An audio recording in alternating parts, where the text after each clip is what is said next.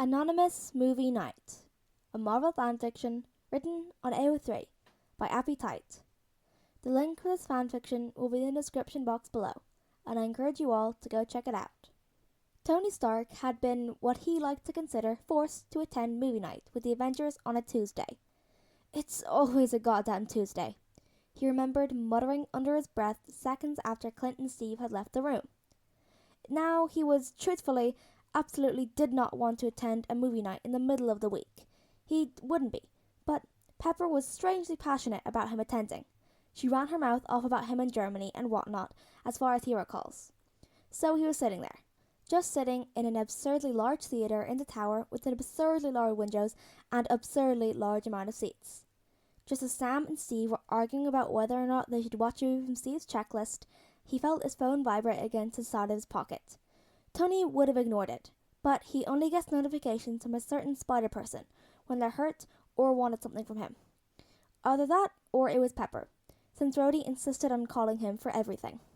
Checking his phone, it indeed was one Peter Parker. "Hey, Mr. Stark. What room of the tower are you in?" Responding that he was in the theatre, he put his phone back in his pocket, assuming he wouldn't get any further texts. However, just as he did so, Clint, being the noisy ass he is, asked who Tony was talking to. "Well, what do you think?" he responded. "I think you're talking to Pepper," Clint responded smugly, as if she would message him when she was the one who convinced him to attend movie night in the first place. "Well, then I was texting Pepper," Tony responded, before saying, "And have you decided what we're watching yet? I'm not going to stay if the movie night is what it's meant to be," Tony stated, ignoring Clint's declare. And just as everyone was about to start arguing over the movie again, there was a knock on the window.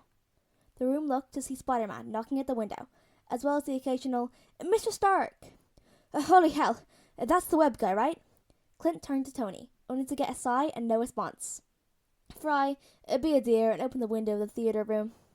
Just as the window opened, Spider-Man clumsily entered through the window, only noticing the Avengers room upon entry. "Whoa, Mr. Stark, why aren't the Avengers avenging?" "Because Pepper wanted me here." "Can we cycle back to the Spidey guy even being here in the first place?" Tony heard Sam backtrack. "I mean, sure.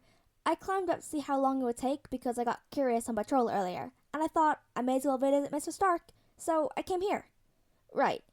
Because you can stick to walls?" Sam paused. "That's creepy." Thanks, I think." "Right. And you're not hurt or anything?" Tony asked. "Or anything." "And what does that mean?" Natasha piped up. "Well, I also did want to ask you about my web shooters." Tony heard someone say, "What the hell?" but he wasn't paying attention to who. "It's your invention, but I'll see what I can do. Let's take this to the lab," Tony declared. But what about your Avengers movie night?" "Yeah, Tony, what about the Avengers movie night?" Steve asked, surprisingly, not mockingly. "I do not like how you phrase that," he replied, only to sigh. "I suppose Webbs can join us. How about it, Spidey?" "Sure, I got time." "Well, what are we watching then?" Natasha inquires, impatience rising her voice. "Let's watch that Pixar movie, Coco," Spider-Man suggested, facing Tony enthusiastically. "How old is this guy? 12? Sam retorted. "It's Spider-Man, and I'm not 12. "Right. Let's just watch the Pixar movie. I'm not dealing with another argument over what movie to watch," Tony said. And so Spider-Man joined the Avengers for their Avengers movie night, and found the canister of web fluid had a worm in it. "Hey, Spidey, do you think you'll give us a name?" Sam asked, halfway through the movie. "Absolutely not," Tony answered for him.